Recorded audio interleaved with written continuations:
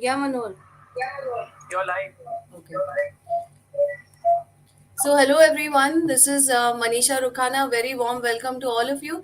A very good evening, and we are back with another great session from MRR. And this time, we are going to have some another great runner. And I'm going to introduce her slowly to you. I'm sure you already know who she is. You may have seen her in multiple events, being on the podium, and getting great timings and everything. But what you don't know is that Dr. Indu Tandon, an occupational therapist, is a master's in orthopedics with over 23 years of experience in sports rehabilitation and has worked in Nair Hospital in nutrition and weight management. She's a certified lymphatic expert and also practicing since 23 years and runs a physical rehabilitation center in Mumbai. She's been treating various conditions like ortho, neuro, sports, cardiac, and pediatric conditions. So it is my honor to welcome on behalf of MRR and me, your host Manisha Rukhana, at 5 o'clock on a Sunday evening, 9th of October 2022. A very warm welcome to Dr. Indu Tandon.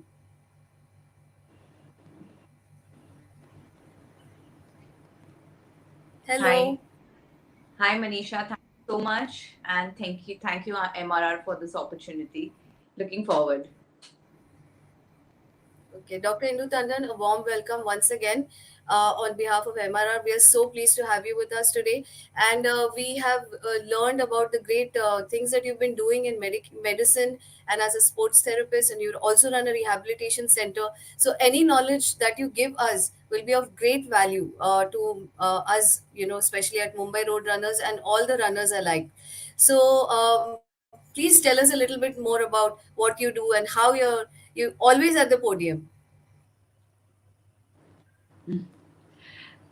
So, as I think you introduced me really well. So, I'm an occupational therapist by profession, and so I deal with a lot of physical rehabilitation and exercises treatment through that. And I've done my master's in orthopedics, and of course, it's been 23 years of work now. And post, I've become a runner and an athlete. I have understood the science of maybe treating even better in sports injuries, because I'm already a part of it. So I basically deal with all sorts of clinical conditions, but apart from that, I do a lot of sports rehab, and I have many athletes who I train also, and I run programs for injury-free running, basically. Right, great. So tell us a little bit more about your program for injury-free running because that's one of the things that every runner is afraid about. And we always keep on talking about rehabilitation. Rehabilitation will be after you've had an injury. But what about the prevention or the prehab? What do you think? What are your thoughts on that? Yeah, so the most important part I think of running is the prehab, as you mentioned. Now, when you talk of prehab, it's basically a part of your fitness program that you're already into. But you need to know, first of all, you need to know where you are prone to, what kind of injuries you're prone to because of the sport you're into, whether you're running or you're into any specific sport. And there are some set of injuries which every runner would undergo. So when you actually get into something like this, I think in your program of when you're logging in your mileage, you're doing your strengthening programs, you must do something which is very, very important. Where for me, the most important thing that I've realized, that if one works a lot on stability and alignment and on the form of the exercise, that is the key to getting the best results. So if you don't have stability and you don't have alignment as a major component in your fitness regime, you are most Right. likely not getting 100% result, and then you are obviously more prone to injuries. So there are I three see. areas that one would really stress into, as everybody knows that the large muscles that you will train.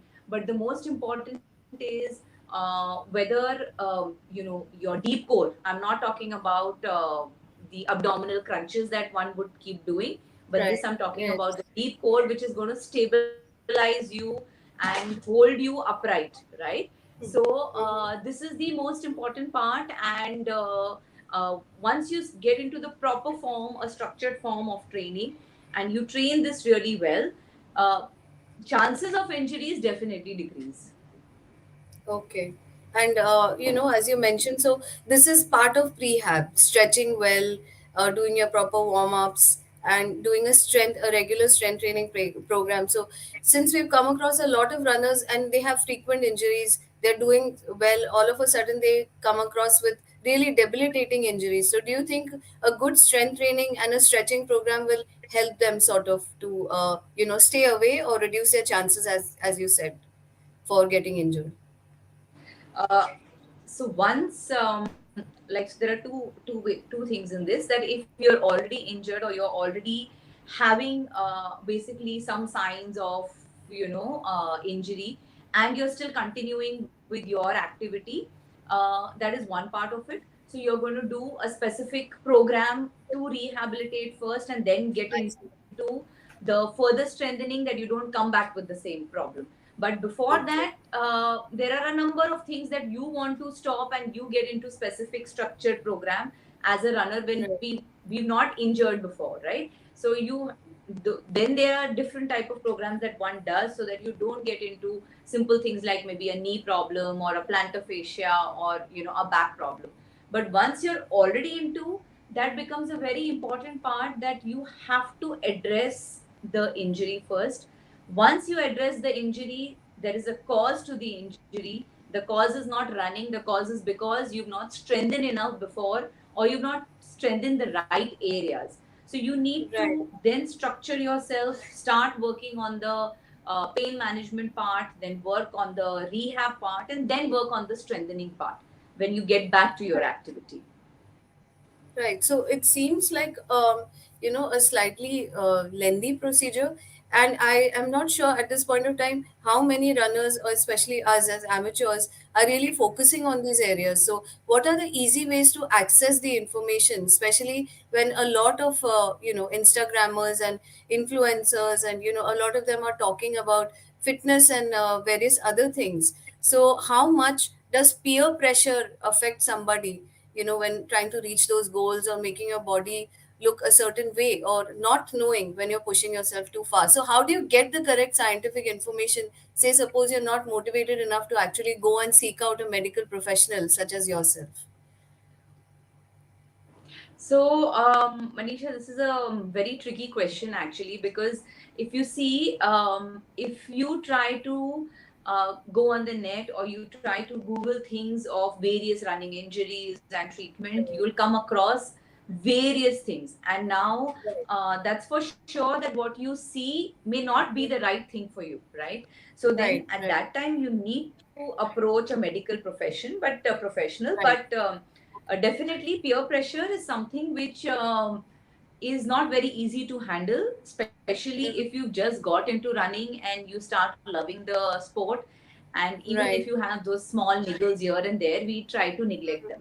But you That's need true. to definitely be educated as to what should be neglected and what should not be neglected for sure, right? Now, to get Right, one educated on that may not be the easy way out without taking professional help. Like if you visit any of your physiotherapist, or if you take some sessions, there are enough sessions happening around where they train you on management of sports injuries and how to prevent sports injuries. So I think the best way is always, if you are interested and one has to do it properly, you should look out for such sessions which are being conducted, or you should visit someone who can guide you in the right way. right, But right, just blindly following things and blindly getting into, trying to run fast, or trying to get into a similar training which is like so called a protocol, that this is the speed work, this is the mileage, I don't think that's right. the right way. Even in Okay. terms of strengthening, not each one of us will strengthen in the right manner following the same protocol. So one has to understand the Absolutely. body, one has to be very mindful about what you're going to follow basically. Right. And which is why I think here we at MRR get experts such as yourself to shed light on these important issues and, address the concerns of the running community. So you mentioned about something in your speed program and the protocol that you follow. So how is it that, when we had spoken a while ago, you told me you started running at not so, not as early an age as many, some of the other runners. So how did that come about in your life, and how did your running journey and your trajectory grow so much that you're actually one of the athletes chosen all India from, to represent ASICS METASPEED? Right. So basically, I never like I would exercise definitely, but I would not like running at all. In fact, I used to hate this form of exercise. So, and my kids are also national level athletes, so they are track and field, and I used to take them for training every morning at 4 o'clock. And when I used to see them train, then I would feel like, okay, let me at least start doing some running or jogging or whatever, and I would just do a little bit. But what I realized was that I started running very late, so which is when I was already like 43 years of age, and my knees have always been a very big problem. Like I have proper osteoarthritis of the knee, so which as a professional I would not suggest somebody, as well as I wouldn't tell myself that you can run, because you will really damage your knee. So that was the Right. block which I had for years together, and Okay. I believed in it that if I have this, I can't run, and I need to strengthen and etc. So that's when I started running. But after every run, which was say a kilometer or kilometer and a half, that was the maximum that I could do, I would reach Right. back home limping. And then that's when Oh, I realized that that's not done, and maybe I'm damaging further. But then I went deeper into it, that if I can't have a solution, where would I find one? So I thought about it, I analyzed myself. In fact, I myself visited one of my professors, and I got myself completely checked in terms of which muscle is weak, where my alignment is going off. And then right. I structured a program for myself, and I worked very hard on it for almost 9 months. So I will never I see. forget those 9 months where I did targeted work. And post which I started running 3 kilometers, 5, and then it reached about 10. And since then till now, I really, I mean, I don't face any knee pain, but it's only because of the work done. So it's not that you don't do work and you just get into running because you feel you're very strong in your mind. That's not the right approach. That's true. And once you got into running, definitely then like every runner feels, even I would feel that no, I think I can do better. And when I got my first podium, which was not expected, because I didn't even know what a podium was, I didn't know what timings are, I didn't have any idea about pace and anything of that sort. And where I just finished the race, and I was waiting, and I heard my name, and at that time I clocked 55 minutes for 10 kilometers. And I Wow. said that, what, like, have I to go up? And then it was just that day that I started looking up as to what timings are and how does a person win. And then I said, no, if I can win at 55, I can get better. And then it's like an addiction. Once you get a podium, you are addicted to it, and for some time you'll work because of that. So Right. of course I went slow, and I did train myself whatever best I could do. So even till date, I don't work out like a normal athlete, and maybe if I would have, I would have been better. But I need to take care of a lot of my orthopedic problems also, and that's where, Right. I mean, my best timing has been 47 minutes now, over a period of maybe 3 years. Wow. So that's been like a steady journey of hard work and dedication. It's not been an overnight Yeah. success like most people would like to believe that, within a year they can get there or push themselves too hard and then blame running for, any injuries that they might face. So my takeaway from this, and I think many of the listeners here will probably understand that, there's a lot that goes into the making of a champion, and you embody that. And people like you literally make the space of running so much more motivating, and and show us the right direction. So also, I wanted to know, and I'm sure a lot of people also know, probably have this question. When you keep talking about alignment, what exactly do you mean by that? Could you just specify a little bit more about that? Yeah, so when you actually hear the word alignment, most people feel it means standing right, sitting right, walking right, right? But what is the right is what one needs to know. So, especially when you're running, you're on your feet, right? So, if you're running, you're Yes. on your feet, there is a particular center of gravity that the body needs to maintain, right? Now, if you imagine yourself like a straight line, and if the straight line is pulled more on one side because maybe one area of your body is overworking than the other, one muscle is stronger than the other. So just imagine the asymmetrical forces that you would have somewhere near the hip, near the shoulder, when you're doing this kind of Right. an activity. So when we mean Okay. alignment, we mean actually a straight line falling in the center of gravity area, and then you're using your hands and legs around it, right? So this is like just a Right. general way that you can understand what alignment means. Now for this line to be straight, it's the line which is between your rib cage, your upper body rib cage. It is Mm-hmm. just below that is your abdominal area, below that is your pelvic area where your legs are attached, right? So if you Right. talk of Right. all this, they are all connected and interconnected by whole lot of muscles, and some muscles are big muscles, some muscles are very deep stabilizers, where when Right. you exercise you won't have big exercises to strengthen them, but you will have a form that you take care of and then you do the strengthening exercise. So when I mean alignment, I mean working on your stabilizers, working on the big muscles which are your prime movers, and Mm-hmm. doing that when you are maintaining that particular form. If you don't maintain the form and you keep strengthening, then you're not Mm-hmm. really achieving the alignment. So when you keep I see. working in this manner, you rewire your system. Your brain starts learning the right form. And as you keep Okay. practicing, the form starts getting into place. So once your form Right. is good, you can increase your weights, you can increase your resistance and strengthening work.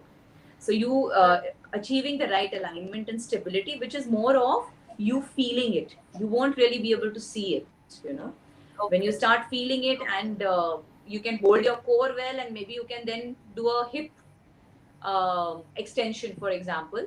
But your core is holding you so tight that if you do a hip extension, there is no other movement happening in the body. So that's how Okay. one should very gradually try understanding as to where which area of your body is weak, and when you move that area, how does the alignment get affected, and work very slowly around that. Right. So that actually puts a lot of things into perspective. So, what do you think are like the best things to do at home, maybe for the average runner, to improve your alignment and things like that, to become a better runner, hopefully, So, and prevent it. yeah, so see, there are certain things now when you talk of alignment, you know that you have to sit in a particular manner, you have to stand in a particular manner. Okay. Now, say if you are in office for hours together, okay, and you're Right. sitting on a chair and you're working. Now, if you're working, you're in a forward facing world all the time. So you can't Yes. expect your alignment to be absolutely straight. It is going to definitely change.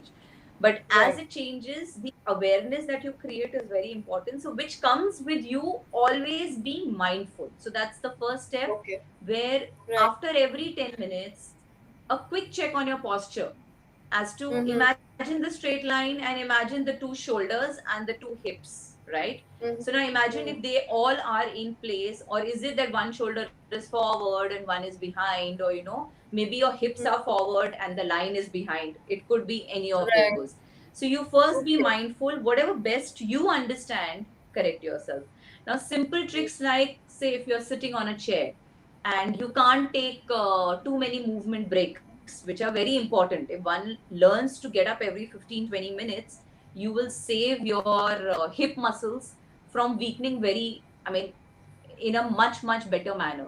But if you keep Right. sitting, you are under a stretch for the hip muscle, which are supposed to Uh-huh. be like one of the major powerhouse for running, right?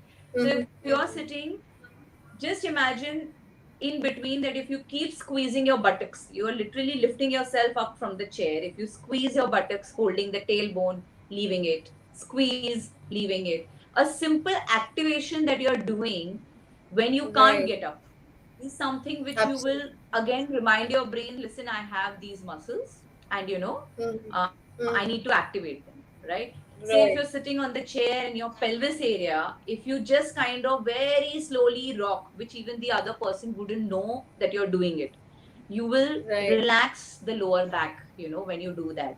Now, obviously, when you're sitting, always be very mindful that your shoulders are forward. So you're going to Mm-hmm. have this slouch posture very easily. Your muscles behind Mm-hmm. your back would be always in a stretched position.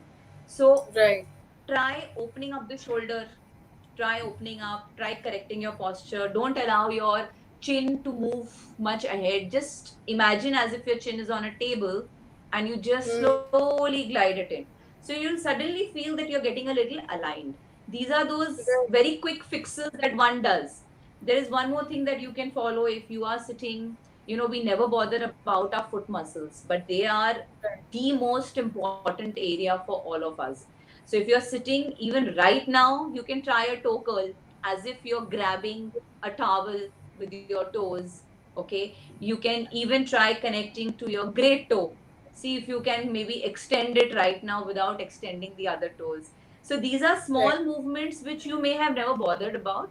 But if you keep Right. practicing, they are more of rewiring than strengthening. So if you keep Right. correcting yourself, like these are very simple things that one would take care of, like in terms of getting back to alignment and then strengthening easily. Right. That those are fabulous tips because while you were talking about it, I was trying to visualize it, and I did actually try Yeah. to curl my toes and straighten my back and push my chin in. And I think at some point of time, I've also been afflicted with back pain and all that, and I do understand that alignment is a huge part of everybody's recovery. In fact, not recovery; it's for everyone, and it would probably improve the quality of your daily activities as well. So going on that, and when you talk about alignment, is it that alignment is better when you're a barefoot runner? That's one of the things that we had also spoken about, and we would really like you to shed some light on that, given your experience in sports therapy. So, like, I think barefoot running, there are two parts to it. One is what we call as biomechanics, or what the human body is supposed to do, versus what we actually can do. So there are two different Mhm. things. Okay. So when you talk about barefoot running, without shoes, the way your foot is going to normally work, the way your muscles are going to contract, is different from I think there's been a slight interruption with the Yes, network. yes. Yes, no problem. We got you back. So the way your foot is designed, it's naturally designed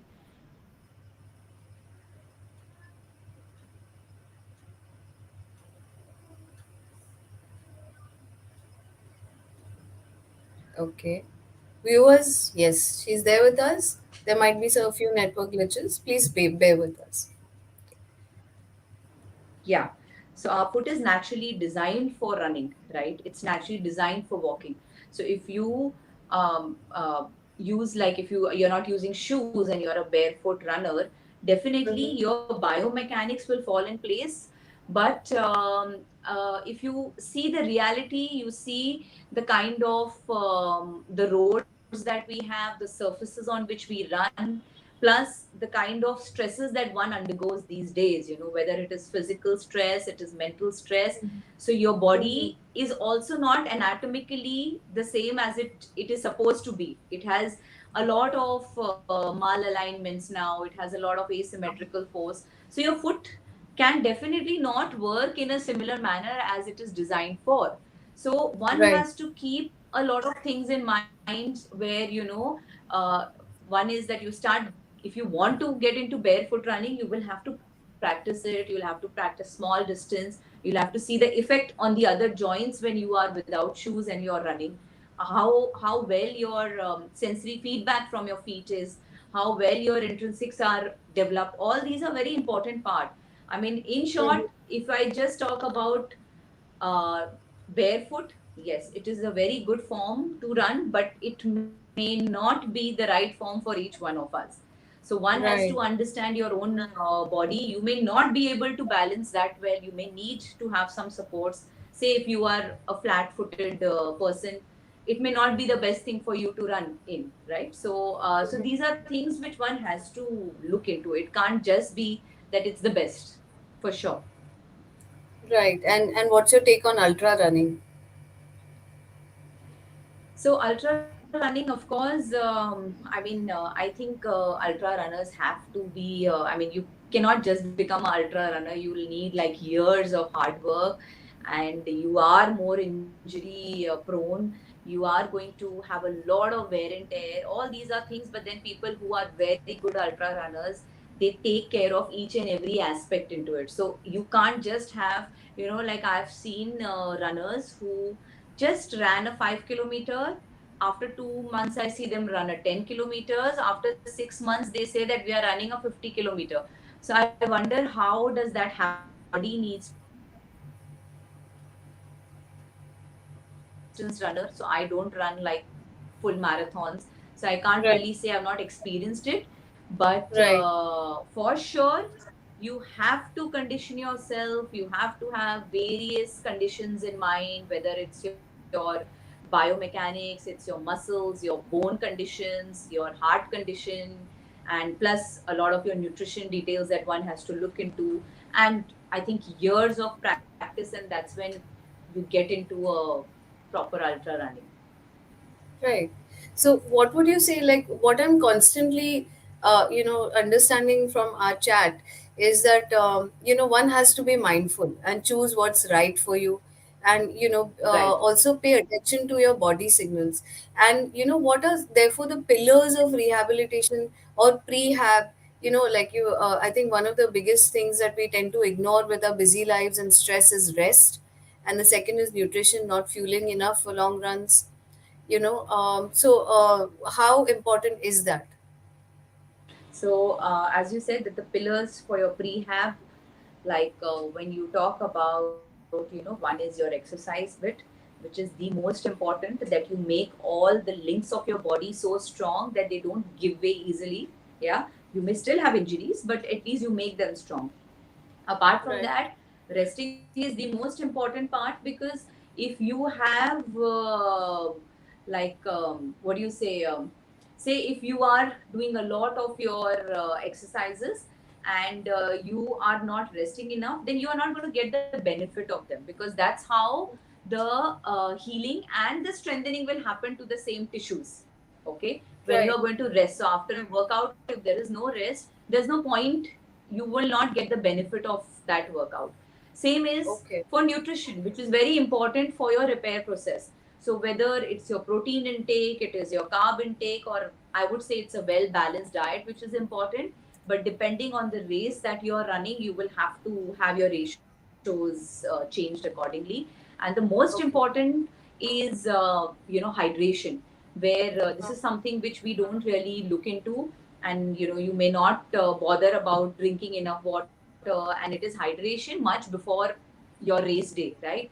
So if you are, Right. as it is into practice, that is a very key area which one has to take care, because your muscle contraction, your cramping, all these happen because of dehydration. It happens because Right. you are not having enough water.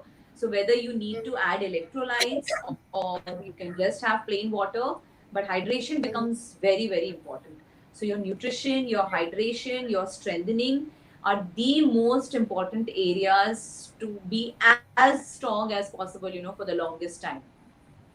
Right. And this would be for all kinds of sports, not just for running. For all kind of sports, definitely. Right. I see. So, Dr. Indu, tell us a little bit about the kind of injuries. And you mentioned that you work with a lot of celebrities as well.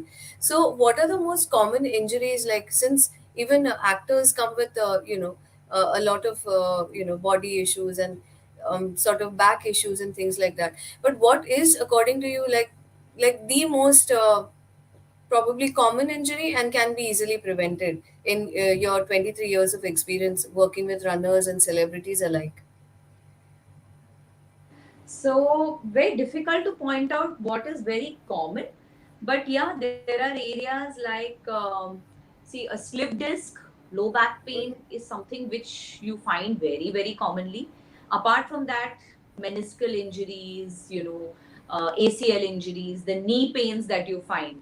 So the neck pain, the back pain, as well as your knee injuries, and of course you get many runners with plantar fascia and a lot of the calf problems. So these are the most Right. common areas, but still you see injuries of all sorts. So Okay.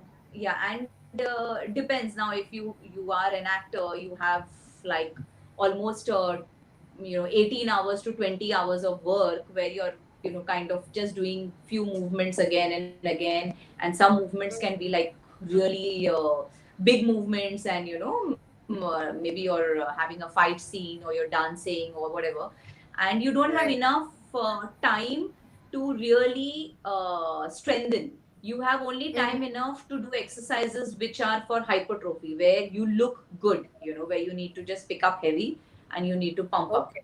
So where Right. you are missing on the important link of strengthening. So as this goes on, obviously, that's why even if you look so fit, you are getting injured 100 times because you're not really Right. strengthening. So you're not doing the Okay. small movements.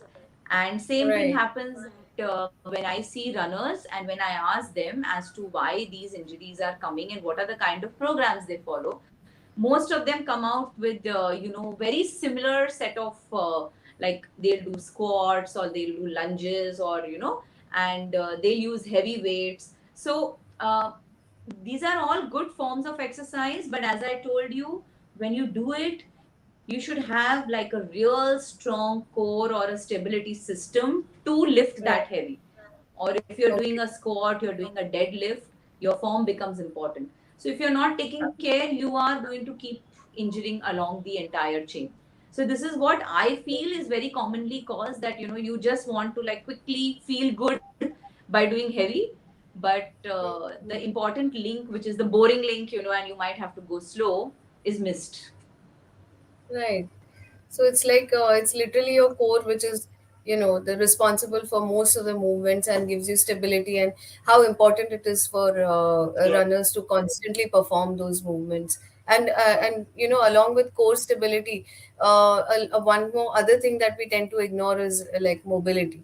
So how does Right. that like factor into your warm up, or even let's say your cool down? So, see, mobility becomes very important because if you understand the body, if you're trying to use a particular muscle, say for running, let's take running as an example. So, if you need your hip muscle to work well during running, right? So, you need a Mm-hmm. particular mobility at the hip joint so that you get that length of the muscle to be used.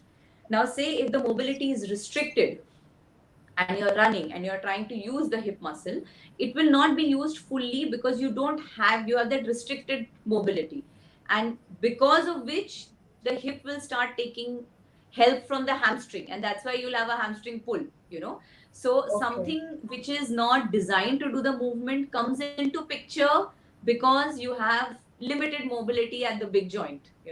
So Right. mobility at various areas, like be it your thoracic area. Thoracic is the mid back area, which is Right. very commonly overlooked. If you are not Mm-hmm. even doing anything for that, you are going to injure in the neck or the shoulder eventually. Plus, you will not have a good form. Same thing goes with your hip joint. Same thing goes with your back. So some areas are mobility areas, like your low back is not a mobility area; it is more of a stability, but your hip has to have that mobility, right? So if you're not Right. working on those specific joints which need to be mobile, then you will not get the effect, plus your injuries become more.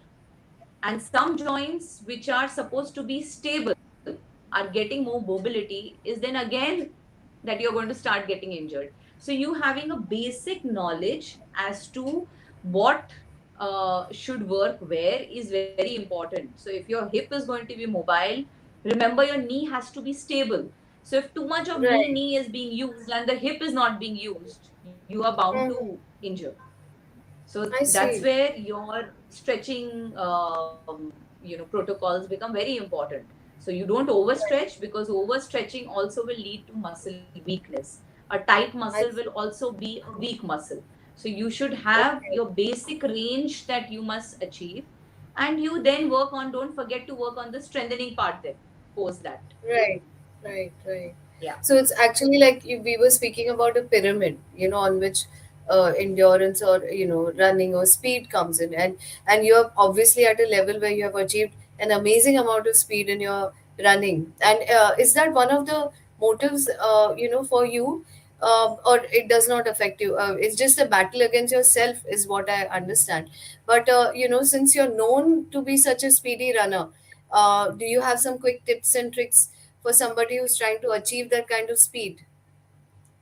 So, frankly speaking, me myself looking out for a lot of tips and tricks to become better. But yeah, like at least from what I have graduated, wherever I have reached, definitely I have been very slow in my workouts because I understand my body well and I take it very in a very relaxed manner. And definitely when you're running, and if you run for podiums, you are always under stress when you're starting the race. So you're not Right. at the best of what you would have performed, maybe, if you were stress free. But after Mhm. winning so many races, there comes a time that now you feel that, okay, now it's just you. So whenever I run a race, I'm actually only so I'm not really fighting with myself, but every time I keep talking to myself as to how my hip is, my knee is, where did my foot fall, did my hip go above the foot, how are my lungs Oh, responding, why am I not breathing well. So I never think of anything else apart from all this while running. And okay. so I'll divide my kilometers as that, oh, this kilometer was very slow, so okay, let me now change the technique a little bit and let me align little better.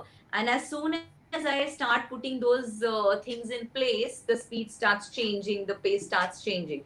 So I lose a lot of my time in thinking and doing all those things. But I'm sure that'll also get better with time as I practice. But definitely I am I like running only for speed. I can't do like very long distance running and at a slow pace, because Mhm. that's not how I because I keep talking to myself. I don't think about anything apart from the muscle and the joint and the alignment when I'm running. So I Right, guess that is one thing which, if one follows, you might, right, maybe that's the reason that I don't have so many injuries. Of course, I have my set of problems coming in and out, right. but yeah, it does help you definitely. So that's great because you're practicing what you're preaching, literally. Because when you mention that you're a mindful runner, you've actually put that much thought into it. You've perfected a craft, and literally that is something that everyone must learn who's going after a certain speed or achieving a certain timing, or even going for distance. There are a lot of takeaways in our chat because the importance of rehabilitation and rest and recovery and nutrition. I don't think that we could have highlighted it any better than you have. And in another 5 minutes, we'll open this chat session for some questions. So Sure. tell us, Dr. Indu, what is it that is your primary message to everyone here who's watching today? So my primary message is that definitely, if you're not a runner, please get into running, attempt it, try it out. It may be of fear, but that's what you'll enjoy later on. And when you Mhm. get into it, um, learn from your runners. Definitely, like when I went into running, I would also keep competing with, oh, she runs that fast, let me also try getting this timing. So frankly speaking, I was like that. And Mhm. maybe that helped me become a little better, for sure, because you Right, always look upon someone that, yeah, okay, this is the person you want to become like. And right. so you do that, but make Mhm. sure that you don't blindly follow what he or she is doing, because that will not suit you. He or she has reached that point only after a lot of training, and Right, you don't have to go that fast. So give yourself time, keep your goals, definitely keep improving steadily. And whatever your goal is, whether you want to improve your distance or you want to improve your timings or whatever, don't forget to listen to your body, because your body gives you enough signals. If you don't miss them, I'm telling you, you will never have any injuries. If you miss them, that's where the things start building up. So you listen to Right. your body, go very slow, go gradually. If your body is allowing you to really run very fast, please go ahead, do that. But be mindful of your form. That is the most important thing of your stability. Just imagine that, no matter who pushes you, whether the wind is blowing very fast or whatever it is, you should not move, and your hands and legs will just keep moving around. So go slow, Right. have a good program, and try running injury free. Right. Great. That. Thank you for that message. And I think,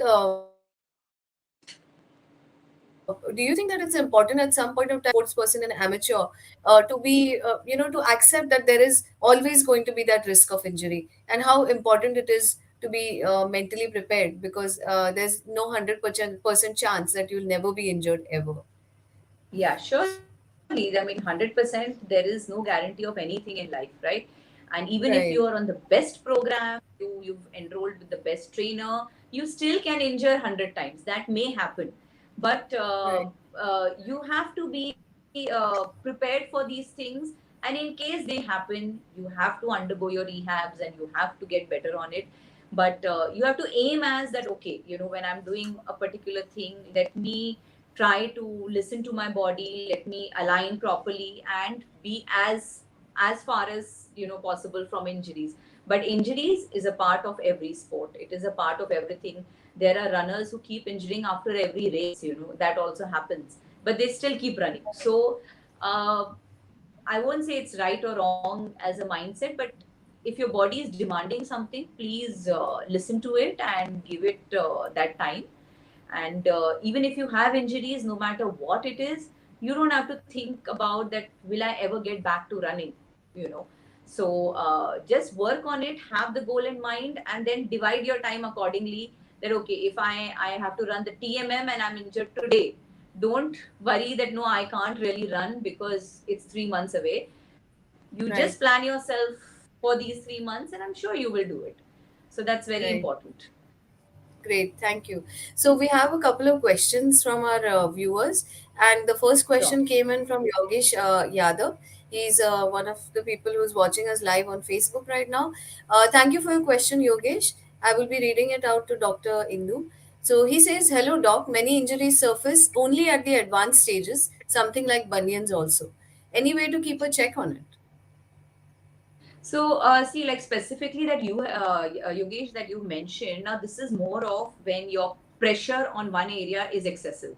So now whether your shoe is the right form, or, it has to do something with your footwear, and it has to Okay, do with the way you are weight bearing.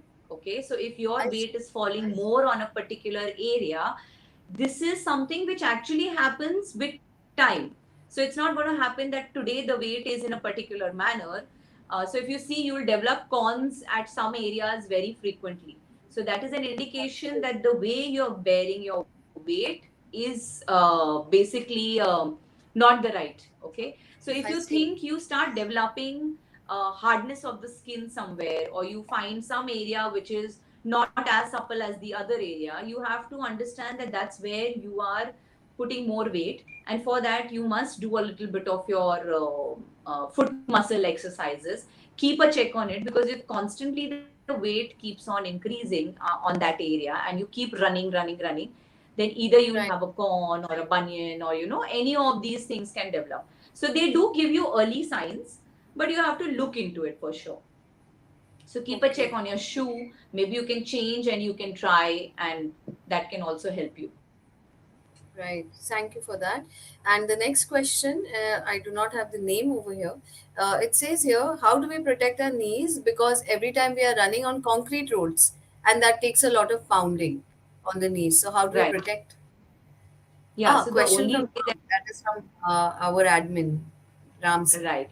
So of course we are running on concrete roads, and that's going to give an impact. And now, if you see, when you're running on concrete roads and you're wearing shoes which are like carbon plated, or various things that are there now, they have in fact even more higher impact on the knee when you're running on a concrete road with such shoes.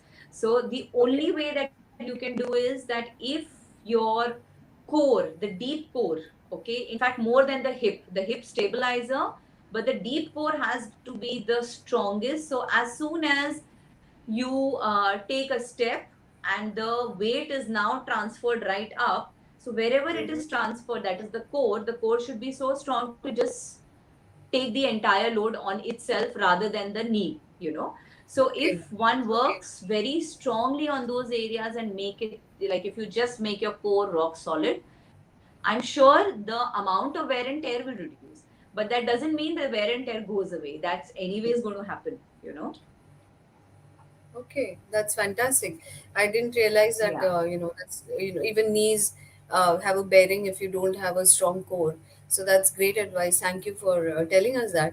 And we also have a question from Manohar, and he asks, "Is there a deterioration in your body as you age, and what's the deterioration in percentages, so to speak?" So to tell you, Manohar, exactly a percentage for deterioration is very difficult, because actually there is nothing like, I mean, you do read that your VO2 max or your lung capacity will deteriorate accordingly, 20%, 10%.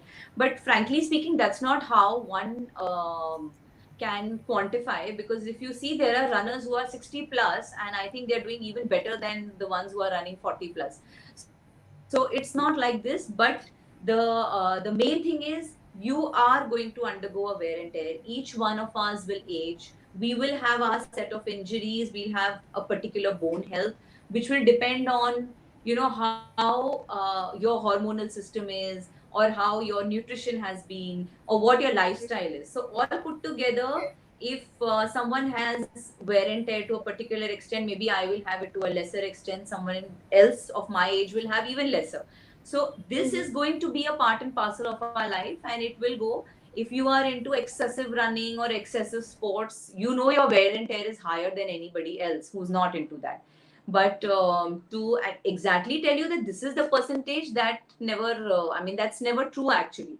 So one has to be prepared that you will undergo the wear and tear, and as you are aging, you have to also keep up with certain changes in your exercise regime. Like, if you say balance, you talk about coordination. So you will work a lot on these parameters, where as you start aging, rather than only the agility and the speed, so you'll have to change a little bit of your components as we go ahead.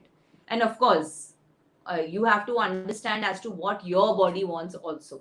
So you listen to your body accordingly, you can start working on.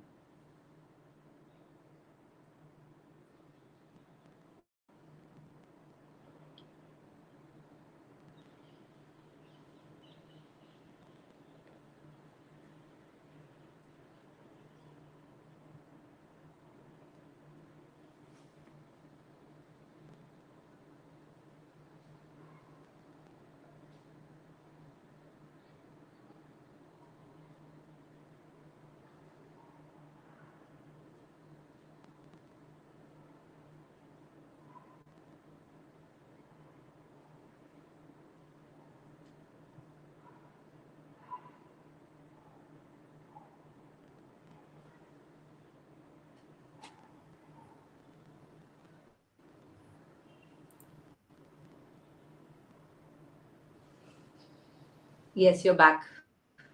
Yes, sorry about that. Yeah. There's a tiny glitch over there. So, yes, sorry to cut you off in between, and please continue. The Yeah. So question was about age. I think, yeah. So I think we have another question, or was I We do took from the have last? I'm quite a not few really sure. questions. No problem. Okay. So, Okay. and we have a question from another Facebook user, and he asks, he or she, any specific advice for supinators? For Supinators. supinators. Yes. Supinators is the foot supinators. Are they talking about?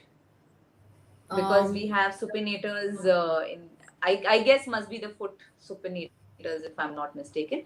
So I understand that maybe you're asking me about the flat feet, which is pronation, and Mm-hmm. the other part is the supination. So basically, any specific advice for supination is what you would actually advise for someone with excessive pronation, right? So that's Yes, more of, yeah, so that's more of where you want to train your supinators, then you have to have your art so that your pronators don't overwork, and then you have to do your foot exercises to work on that. But the chain goes all the way till your hip joint, it doesn't just stop to the foot area. So you I have to see. work Okay, on the hip area as well for that.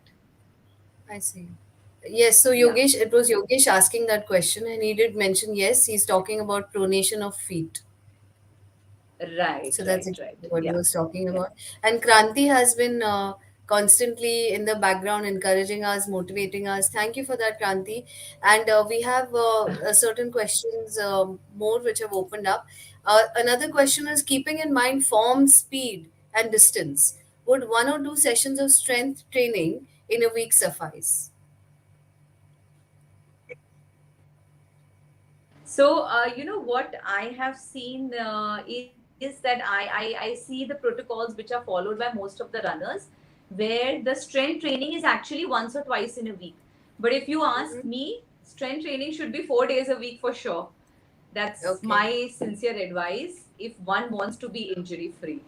I mean, I think Right. once or twice will not even give you the mind body connection to that muscle. So I don't know how does Right. that strengthen the muscle also. So at least 4 days a Yes. week, one should have a proper strengthening program. And in that case, how would you align your running schedule with a 4 day a week, like a strength training? And I think eventually you would have to start, probably at 1 or 2 sessions and then probably increase it during the week. Yeah, so if you start off maybe thrice a week would have been a good thing, because if one wants to cover up all the areas of the body, it's not possible to do it in one session. If you're going to work out for say 1 hour, okay, so one is Right. that you'll not be able to incorporate everything. Say if you have 2 sessions a week also, still you are Mm-hmm. not covering every aspect. As I told you, your stability, then your stability with mobility, then that Right. with strengthening, it's all a combination, so you need time. So at least 3 days a week I think is a must for most of the people, and Okay. you should try investing that time for strength training.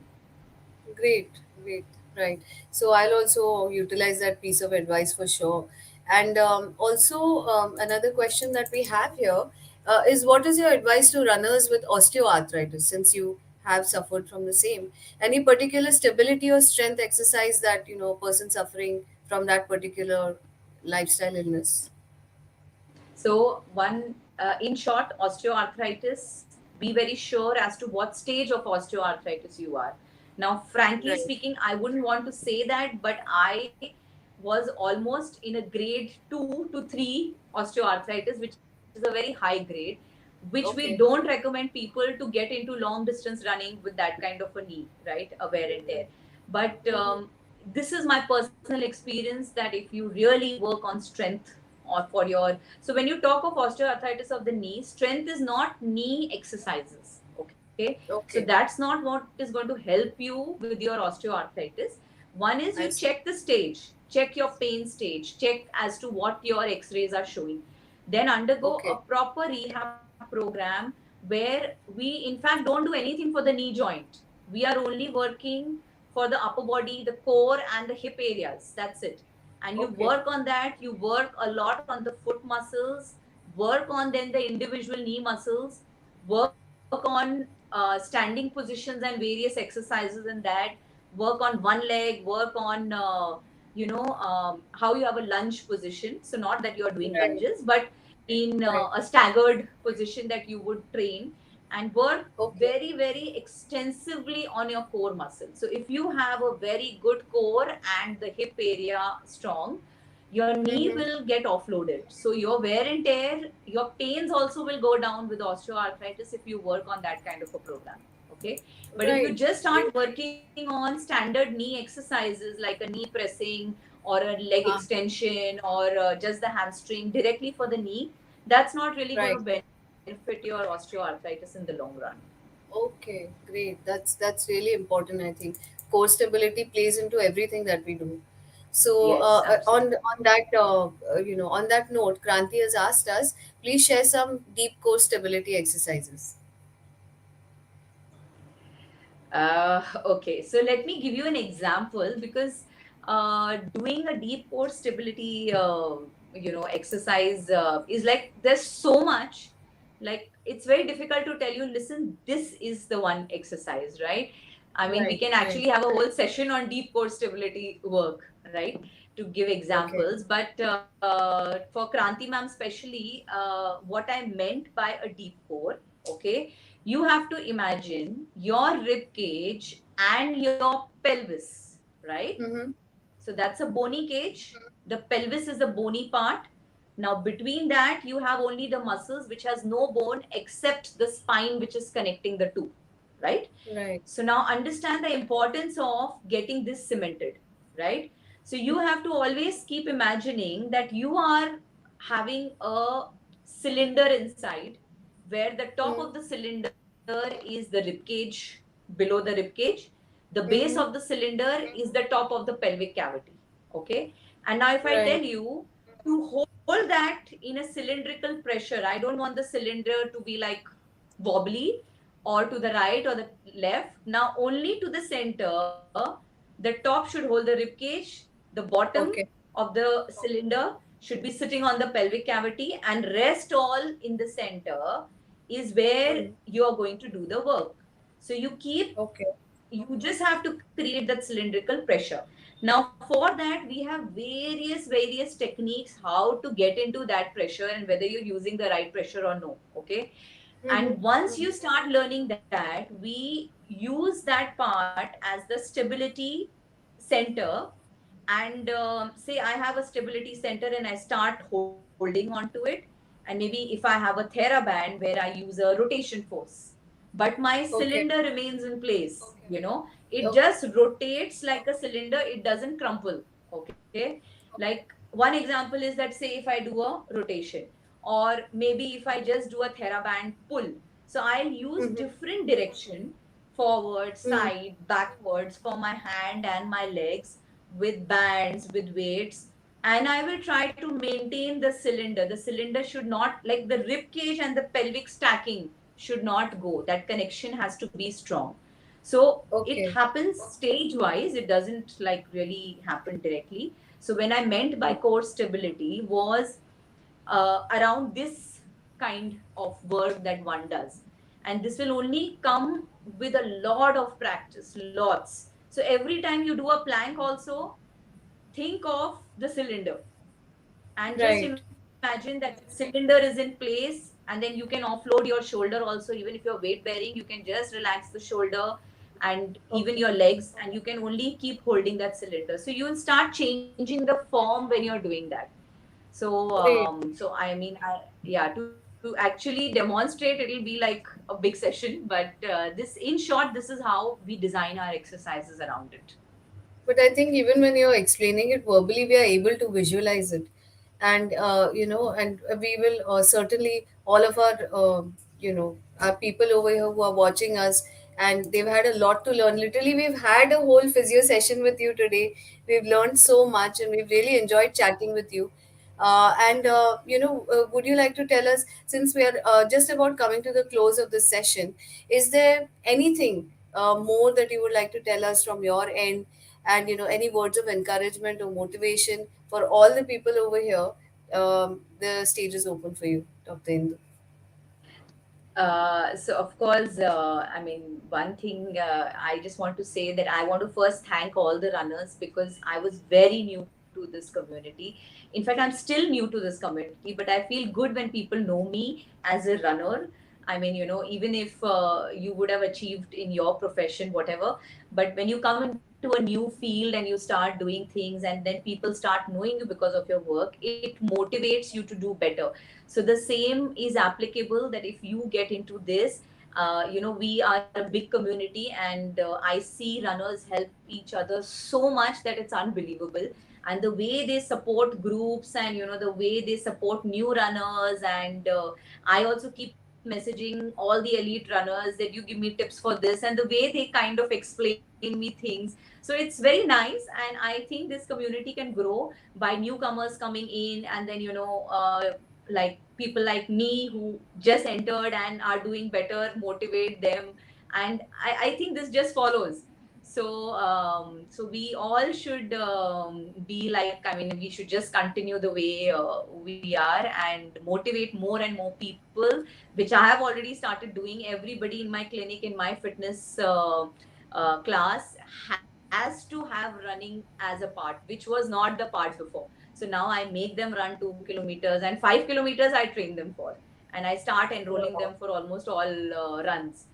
So I'm Right. sure we all do that with each other. So that's it. Absolutely, and you're despite of all your winning and great years of experience and the amazing amount of information you've shared with us in 60 minutes. I mean, I know that you have so much more to share, but it's unfortunately time for us to go. And very heartfelt thank you to Dr. Indu from all our viewers today. From me, on behalf of MRR, thank you for giving us this time. I'm sure you're very busy and you may have other things to do, but you still take out your time. And as you said, the running community is so inclusive, and it's people like you who make all the difference. So thank you again, Dr. Indu. It's been an absolute pleasure having you Thank, with us. thank you so much. Thank you so much, Manisha, and thank you, MRR, for this opportunity once again. And I would really want to help as many people as possible. So please feel free to ask me whatever you want, whenever you want. Okay, thank you so Right, much. right. Thank you, everyone. Thanks for listening in today. We're going to end the session now. And once again, thank you to all. Thank you to Dr. Indu for joining us on behalf of MRR. Signing off, Manisha Rukhana.